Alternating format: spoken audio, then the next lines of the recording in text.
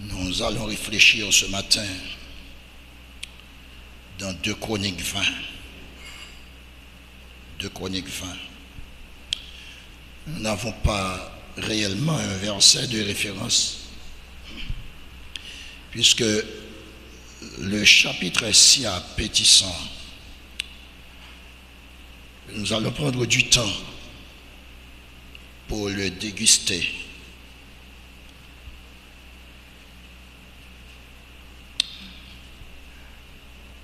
Entre-temps, nous voulons vous dire que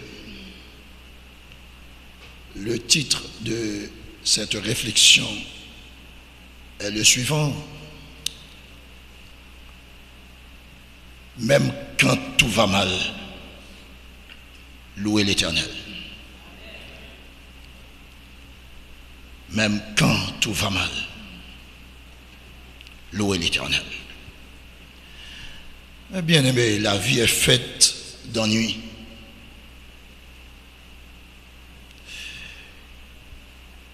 Georges Bernanos dit: le monde est dévoré par l'ennui. Et si on veut reprendre les paroles de Jules Renard,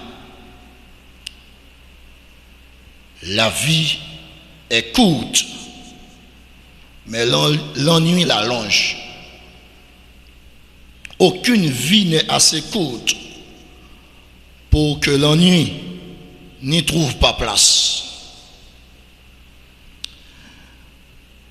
L'ennui commence très souvent au moment où l'on prend position pour Dieu. Quand vous êtes à l'église, vous êtes oisif. En vérité, Satan ne vous voit pas. Et vous circulez librement. Vous voyez les choses parfois marcher comme sur les roulettes, parce que vous êtes déjà à Satan. Vous ne le dérangez pas. Et quand vous commencez à prendre des décisions pour Dieu, là, l'ennui va commencer. Parfois, l'ennui vient de votre propre famille. Parfois, il vient même des gens pour lesquels vous avez fait du bien. Donc, c'est juste pour vous déranger.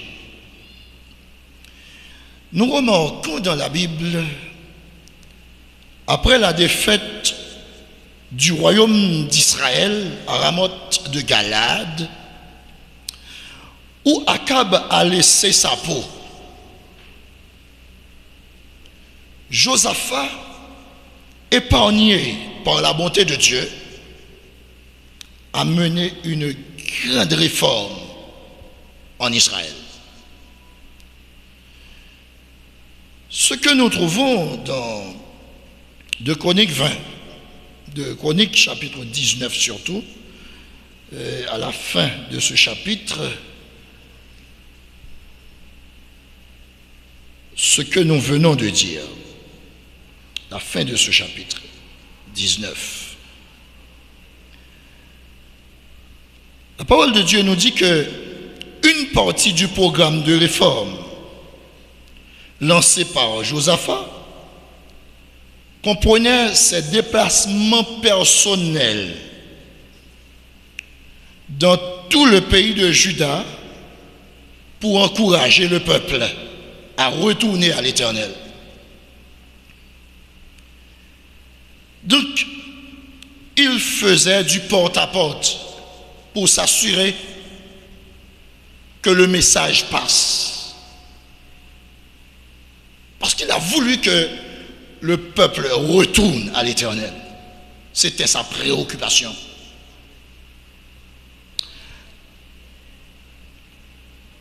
Il établit aussi dans tout le pays des juges pieux chargés de juger sans égard pour l'apparence des personnes ni acceptation de présent. Il fit de même à Jérusalem avec une sorte de cour suprême chargée de traiter les affaires qui touchaient les régions lointaines. Ça, c'est le résumé de 2 Chroniques 19, versets 4 à 11. Mais bien aimé, c'est à ce moment où Josaphat fit un travail si noble pour Dieu qu'il allait apprendre une mauvaise nouvelle. Une mauvaise nouvelle. Je vous invite à lire les 2 premiers versets de 2 Chroniques 20 pour voir en quoi consiste cette mauvaise nouvelle.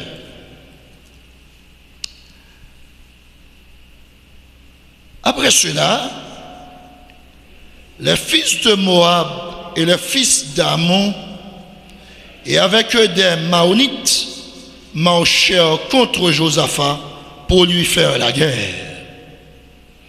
On vint en informer Josaphat en disant: une multitude nombreuse s'avance contre toi depuis l'autre côté de la mer, depuis la Syrie, et ils sont à Hatsatson Tamar, qui est en Engedi.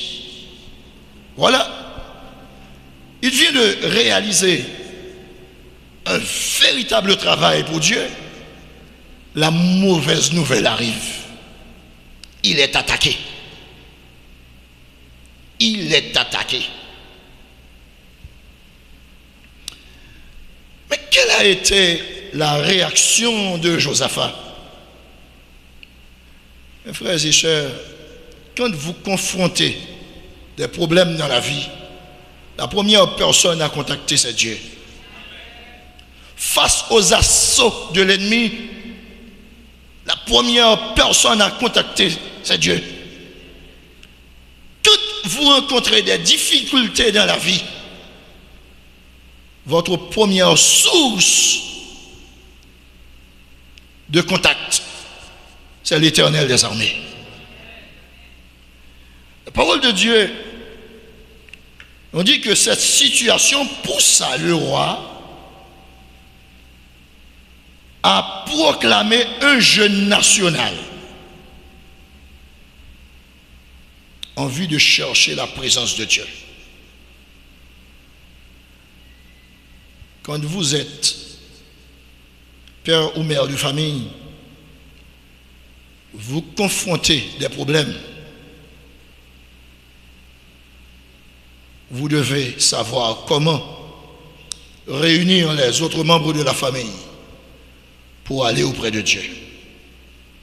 Et c'est l'exemple que Josaphat a donné. Il a réuni tout le peuple. C'est un exemple de père de famille. Il a réuni tout le peuple, le met au courant et lui a ordonné de se présenter devant Dieu pour chercher la face de l'Éternel. Et c'est au verset 3 et 4 que nous lisons: dans sa prière, Josaphat se disposa à chercher l'Éternel. Donc là, mes frères et sœurs, il n'a pas contacté le chef de l'armée d'Israël, de Juda. C'est ce qu'il n'a pas fait. Il n'a pas contacté le chef de l'armée de Juda. Mais il a cherché la face de l'Éternel. Et il publia un jeûne sur tout Juda. Juda s'assembla pour invoquer l'Éternel, et l'on vint de toutes les villes de Juda pour chercher l'Éternel. Donc, le grand rassemblement spirituel Il n'a pas fait un rassemblement politique. Il n'a pas rassemblé les diplomates. Mais il a rassemblé le peuple dans le but de contacter son chef. Parce qu'il sait que le peuple a un seul chef. Et le seul chef se nomme l'Éternel des armées. C'est lui qui est à la tête des armées. C'est l'Éternel des armées. Bien aimé, vous allez voir comment Josaphat va adresser sa prière. Il adresse à l'Éternel une prière devant le parvis du temple. Il sait qu'il n'est pas le souverain sacrificateur. Il n'a pas le droit, au lieu très saint. Mais au parvis du temple, il reste avec son peuple pour chercher la face de l'Éternel. La Bible nous dit, au verset 5, je reprends, verset 5, Josaphat se présenta au milieu de l'assemblée de Juda et de Jérusalem dans la maison de l'Éternel devant le nouveau parvis. Devant le nouveau parvis. Nous allons essayer de décortiquer la prière de Josaphat. D'abord, dans sa prière, Josaphat glorifia Dieu pour sa toute-puissance souveraine. Et c'est un bon modèle de prière. Et c'est le modèle que Jésus-Christ a donné à ses disciples. Notre Père qui est aux cieux, que tous nous soient sanctifiés. On commence par glorifier l'Éternel. Il glorifia d'abord Dieu pour sa puissance souveraine. Et au verset 6, nous lisons, et il dit, Éternel, Dieu de nos pères, n'es-tu pas Dieu dans les cieux? Et n'est-ce pas toi qui domines sur tous les royaumes des nations? N'est-ce pas toi qui as en main la force et la puissance à qui nul ne peut résister? Ça, c'est la puissance souveraine de Dieu. Dieu est au-dessus de tout. Nul ne peut exister à toi. Ça, c'est la première partie de cette prière. Mes frères et sœurs, il faut savoir glorifier Dieu dans cette prière. Trop souvent, nous passons des temps à demander sans arrêt. Mes frères et sœurs, il faut glorifier Dieu. Il faut donner à Dieu sa place. Il faut lui faire sentir qu'on est d'accord avec sa souveraineté, qu'on est soumis à sa souveraineté. Tout ce qu'il fait a raison. Et deuxièmement, au verset 7 et 8, il rappela la grâce de Dieu qui donna à la postérité d'Abraham à la fois le pays et le sanctuaire. Prière de reconnaissance, mes bien-aimés. Il faut être reconnaissant envers Dieu. Et c'est pourquoi l'auteur dit, quand le vol de la tempête vient assombrir ton ciel bleu, au lieu de baisser la tête, qu'est-ce qu'il faut faire? On compte les bienfaits de Dieu. On glorifie Dieu. On se montre être reconnaissant envers Dieu.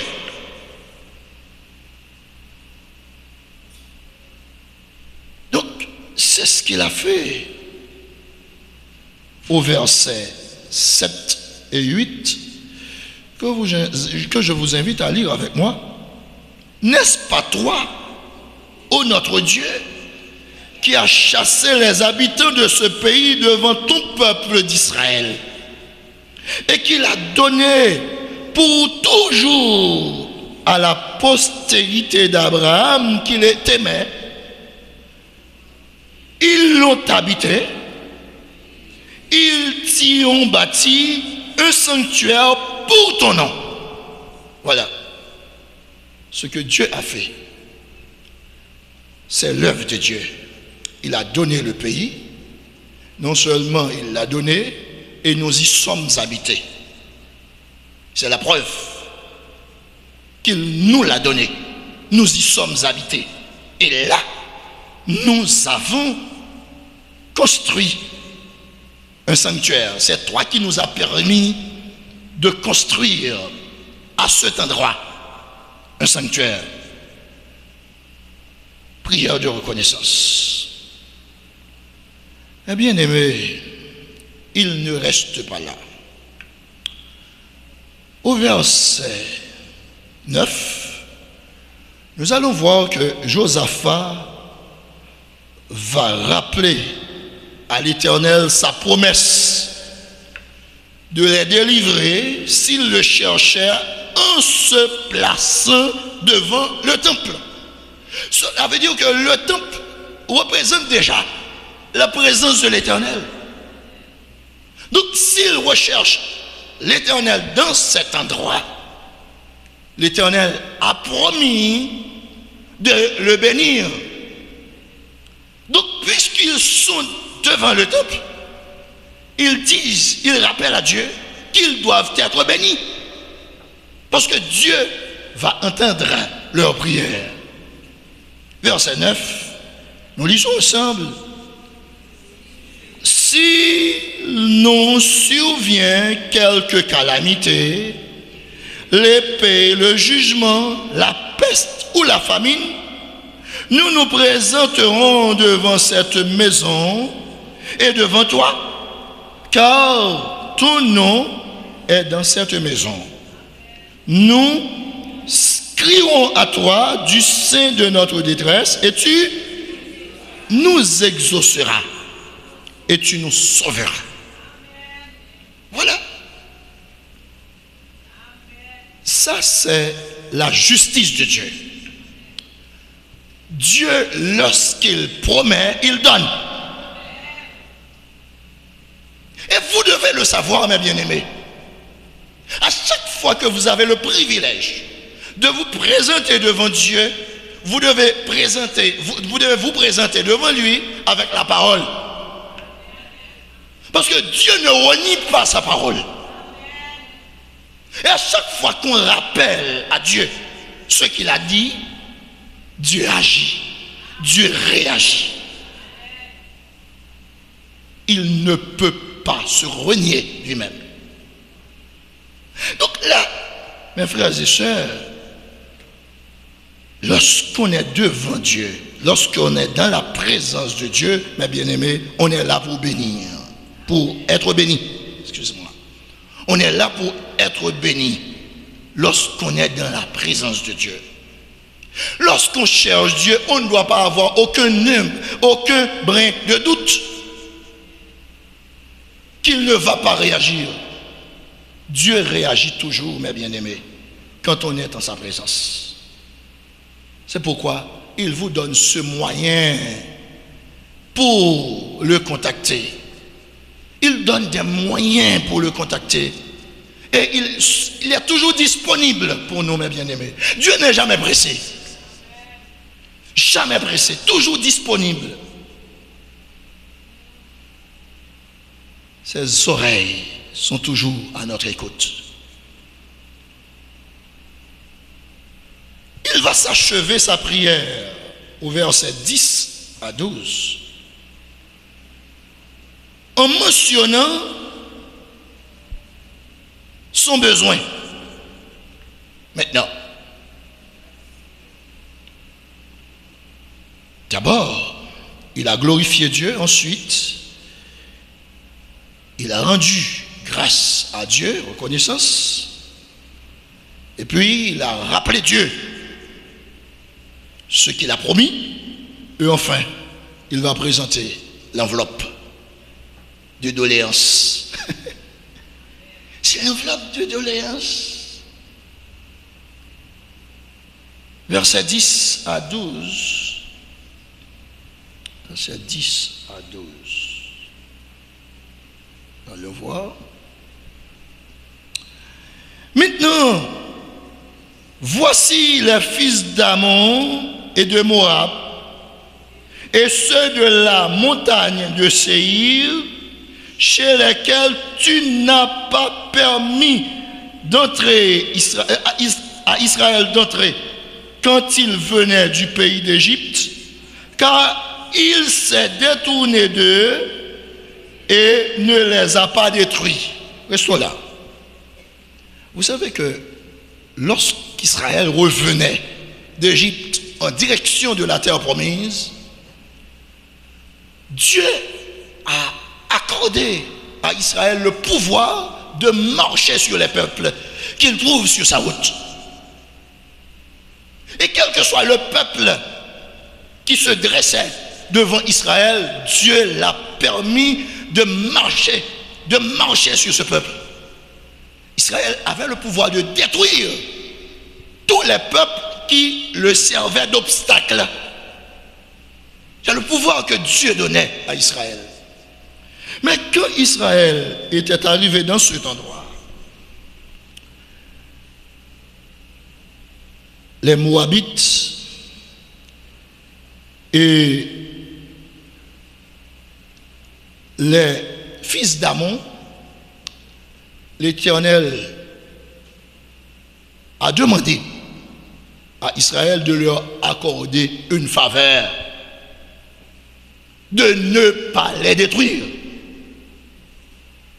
de les laisser en paix. Donc, Dieu a demandé à Israël de protéger ses peuples. Dieu seul savait pourquoi. Mais aujourd'hui, ce sont ces peuples qui ont été protégés par Israël qui vont s'allier pour combattre Israël. Et c'est pourquoi Josaphat allait porter plainte à l'Éternel. Pour lui dire, car il s'est détourné de ma propre. Maintenant voici les fils d'Ammon et de Moab, et ceux de la montagne de Séhir, chez lesquels tu n'as pas permis à Israël d'entrer quand il venait du pays d'Égypte, car il s'est détourné d'eux et ne les a pas permis de les détruire. Les voici qui nous récompensent.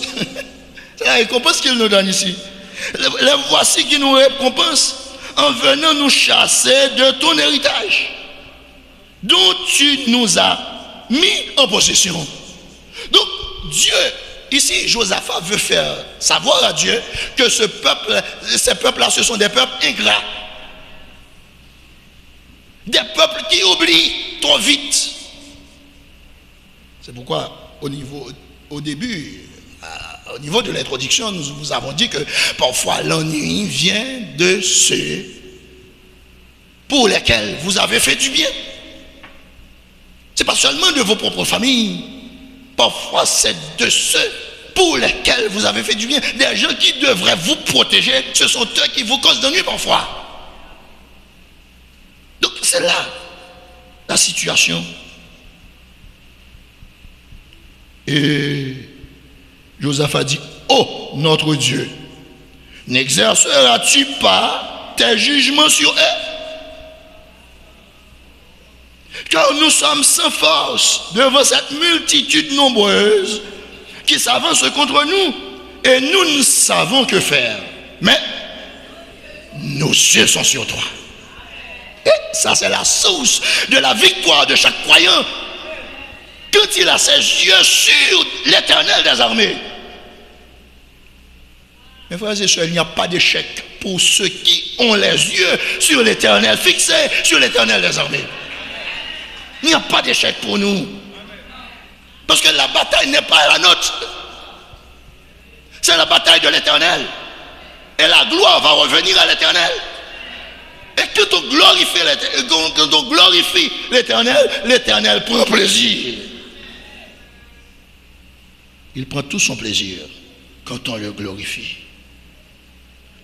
Et je peux comprendre pourquoi David a dit, celui-là, même avec qui j'étais en paix, qui avait ma confiance et qui mangeait mon pain, lève le talon contre moi. L'ingratitude de l'homme, mes bien-aimés, l'ingratitude de l'homme. Face à l'ingratitude de l'homme, ne soyez pas découragés. Vous avez quelqu'un à qui porter plainte.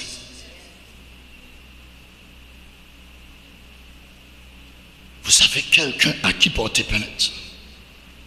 À présent, ils avaient besoin de l'aide de Dieu pour les délivrer de leurs assaillants ingrats. Au verset 12 que je viens de lire, nous lisons encore, ô notre Dieu, n'exerceras-tu pas tes jugements sur eux? Car nous sommes sans force devant cette multitude nombreuse qui s'avance contre nous. Et nous ne savons que faire. Mais nos yeux sont sur toi. Mes bien-aimés,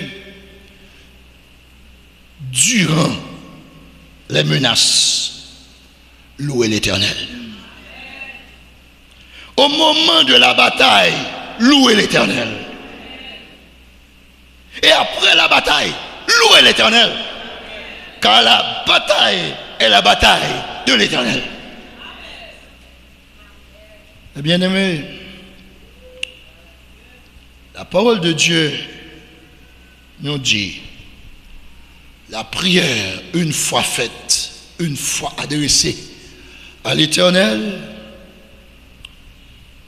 tout Juda se tenait debout devant l'Éternel, avec leurs petits-enfants, leurs femmes et leurs fils. Donc, les vulnérables. C'est juste pour toucher le cœur de Dieu. Juste pour toucher le cœur de Dieu. Tout Israël, tout Juda est debout. Avec les petits-enfants, avec les femmes, avec les fils. Et c'est alors que l'Esprit de l'Éternel va saisir au milieu de l'assemblée Jacaziel. Le prophète, c'est pas un prophète Baal, c'est pas n'importe lequel, mais c'est ici un prophète de l'Éternel. Et le prophète de l'Éternel, c'est la bouche de l'Éternel. C'est pas quelqu'un qui fait semblant. Quand le prophète parle, c'est l'Éternel qui parle. C'est pourquoi le prophète parle avec autorité, parce que c'est l'Éternel qui parle. Et bien aimé, Jacaziel va prendre la parole pour dire, soyez attentifs. Il ne veut pas que ces paroles tombent dans le désert. Il a demandé au peuple de lui prêter leur attention. Soyez attentifs, tout Juda et habitants de Jérusalem. Et toi, roi Josaphat, ainsi vous parle l'Éternel. Que dit l'Éternel? Ne craignez point et ne vous effrayez point. Quelle parole? Parole d'encouragement. Pas peur. Pas quitter cœur sauter. Ne craignez point et ne vous effrayez point. Mes frères et sœurs, vous qui cherchez l'Éternel de tout cœur, ces paroles sont vôtres. Devant la difficulté, vous n'avez pas à avoir peur. Il suffit de présenter à l'Éternel le mal qui est devant vous. Ne craignez point et ne vous effrayez point devant cette multitude nombreuse. Car ce ne sera pas vous qui combattrez, ce sera Dieu. Aïe, aïe. C'est grave, ça c'est assurance. Lorsque vous savez que c'est Dieu qui va parler à votre place. Vous allez subir l'interview. Vous savez que c'est Dieu qui va parler à votre place. Mes bien-aimés, c'est extraordinaire. Vos bouches vont se battre, mais c'est l'Éternel qui va parler. C'est la voix de l'Éternel qu'on va entendre. Vous n'êtes pas n'importe qui. Vous n'êtes pas n'importe qui. Ne vous minimisez pas. Vous n'êtes pas n'importe qui. Et Jacques Aziel continue pour dire demain, descendez contre eux. Ils vont monter par la colline de Tzitz et vous les trouverez à l'extrémité de la vallée et en face du désert de Jéruel. Et il continue pour dire, vous n'aurez point à combattre en cette affaire. C'est un rappel, ça. Il leur a déjà dit ça, plus haut. Mais en guise de rappel, il dit, vous n'aurez point à combattre en cette affaire. Présentez-vous. Tenez-vous là. Et vous verrez la délivrance que l'Éternel vous accordera. Hein? C'est de leurs yeux qu'ils vont contempler la délivrance de l'Éternel. Ce n'est pas de leurs bras. De leurs yeux. C'est la contemplation. Juda et Jérusalem, ne craignez point et ne vous effrayez point. Demain, sortez à leur rencontre et l'Éternel sera avec vous. Ça nous rappelle ces paroles de l'Éternel qui dit, ce n'est ni par l'épée, ni par la lance que l'Éternel sauve, mais la victoire appartient à l'Éternel. Et le psalmiste dit, ce n'est pas une grande armée qui sauve le roi. Ce n'est pas une grande force qui délivre le héros. Le cheval est impuissant pour assurer le salut. Et toute sa vigueur ne donne pas la délivrance. Ce sont des paroles sûres, mes bien-aimés. Ce sont des paroles certaines, mes bien-aimés. Ce sont des paroles véritables, mes frères et sœurs. Et lorsqu'il a entendu ces paroles, la parole de Dieu nous dit que Josaphat s'inclina, le visage contre terre. Ici, c'est déjà la façon qu'il s'humilie pour glorifier Dieu. Face contre terre, il glorifie l'Éternel. Ça veut dire qu'il voit déjà sa victoire. Ça, c'est la foi, mes bien-aimés.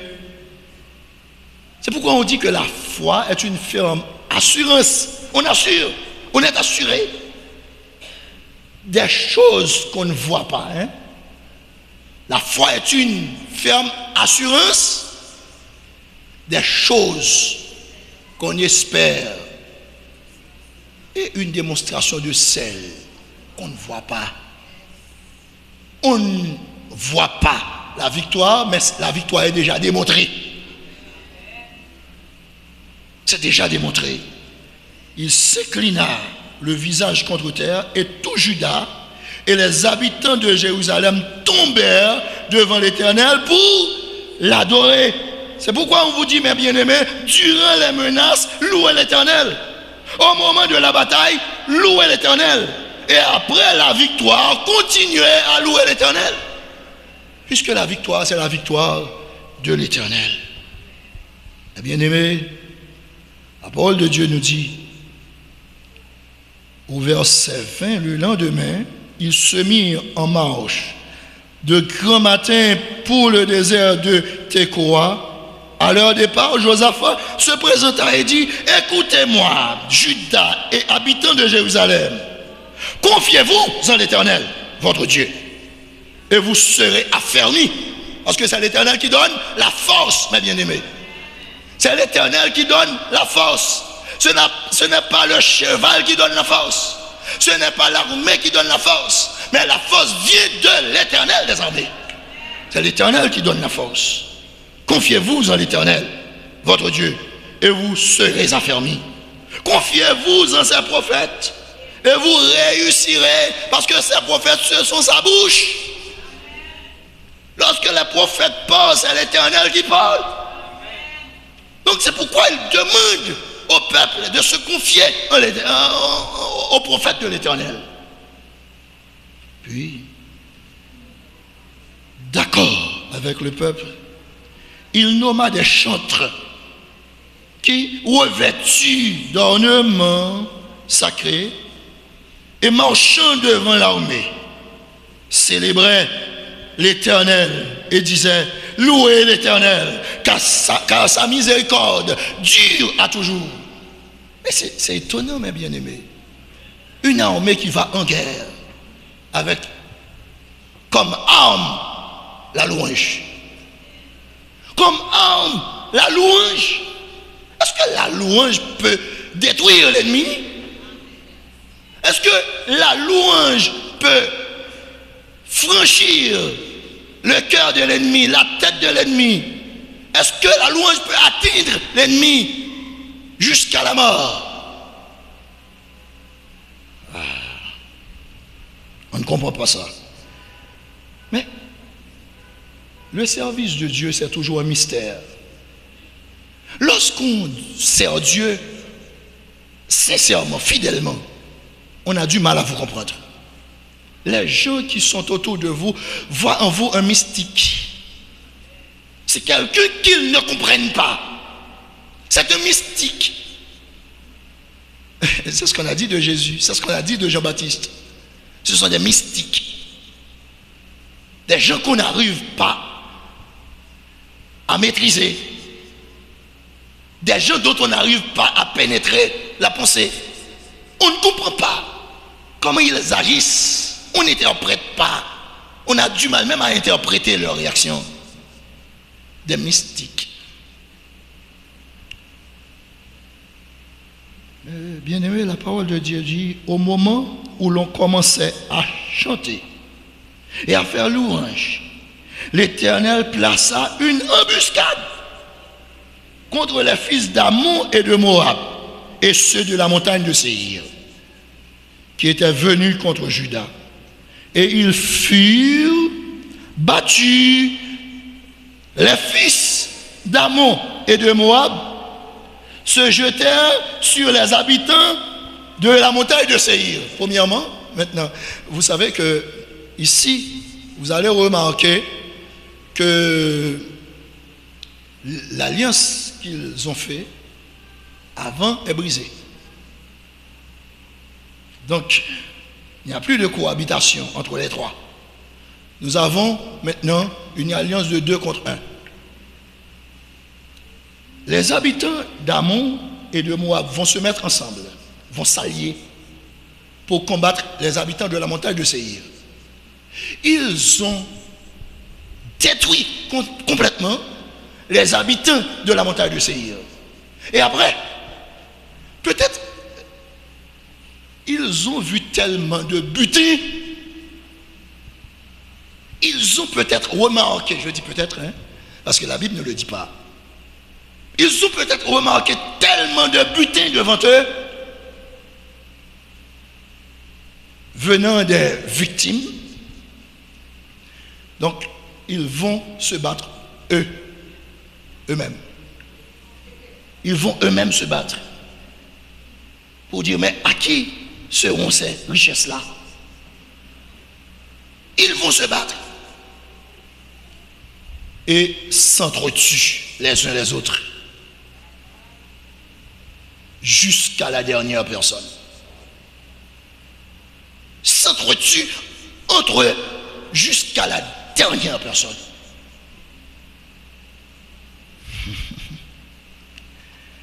Est-ce que, entre-temps, que faisait Judas? Judas faisait de la louange. Judas s'occupait de son Dieu. Judas ne s'occupait pas de la bataille. Judas ne voyait même pas la bataille. Judas ne pensait même pas à la bataille. Judas louait son Dieu. Tandis que Judas et Israël louaient leur Dieu, Dieu lui-même, il combattait pour eux. Je comprends pourquoi Moïse a dit à Israël, l'Éternel combattra pour vous et vous gardez le silence. Eh bien aimé, quand on sert Dieu fidèlement, on doit toujours garder silence. S'il faut ouvrir la bouche, on ouvre la bouche pour glorifier l'Éternel. C'est seulement pour ça qu'on doit ouvrir la bouche. Mais on ne doit pas ouvrir la bouche pour faire des échanges avec l'ennemi. On ne s'occupe pas de l'adversaire. Parce que puis devant le mauvais mot glissé dans la bouche, on va dire, mais mon chrétien, oui. Mais protestant, oui. Ils cherchaient ça dans la bouche même. C'est ça que fait la bataille, on loue l'Éternel. Parce que Satan fait mauvais mot à glisser, vrai, oui. Donc, mais quand il était connecté à mon Dieu. Il était connecté à mon Dieu. Bien aimé. Et nous allons terminer. Et la parole de Dieu nous dit que lorsque Judas fut arrivé sur la hauteur d'où l'on aperçoit le désert, ils regardèrent du côté de la multitude. Et voici, c'était des cadavres étendus à terre. Et personne n'avait échappé. Josaphat et son peuple allèrent prendre leurs dépouilles. Ils trouvèrent parmi les cadavres d'abondantes richesses et des objets précieux, et ils en enlevèrent tant qu'ils ne purent tout emporter. Ils mirent 3 jours au pillage du butin, car il était considérable. Mais ça l'Éternel qu'a fait, mes amis. Mais ça l'Éternel pas qu'a fait, ça qu'a produit beaucoup de nous là. Qu'est-ce qu'il ne peut pas faire? Est-ce que vous pensez que l'Éternel a des limites? Il n'a pas de limites. Mais bien aimé, nous avons une multitude nombreuse devant nous. Et c'est vraiment nombreuse. Parce que c'est une multitude diversifiée. Les problèmes d'Haïti sont nombreux. Sont de toutes sortes. Et ils se sont tous alliés contre nous pour nous faire disparaître de la face de la terre. Mais nos yeux sont fixés sur l'Éternel. L'Église est en prière, mes bien-aimés. Et l'Église ne doit jamais se lasser. On prie et on prie avec instance jusqu'à la victoire finale. Parce que nous devons glorifier l'Éternel en chantant de notre bouche, soldats de Christ et haïtiens. Du ciel, nous sommes citoyens. Du ciel, nous sommes citoyens. L'Église est citoyen du ciel. Oui, mes bien-aimés. Et la parole de Dieu nous dit que lorsque le 4e jour étant venu, ils s'assemblèrent dans la vallée de Baraka. Que signifie la vallée de Baraka? C'est la vallée de bénédiction.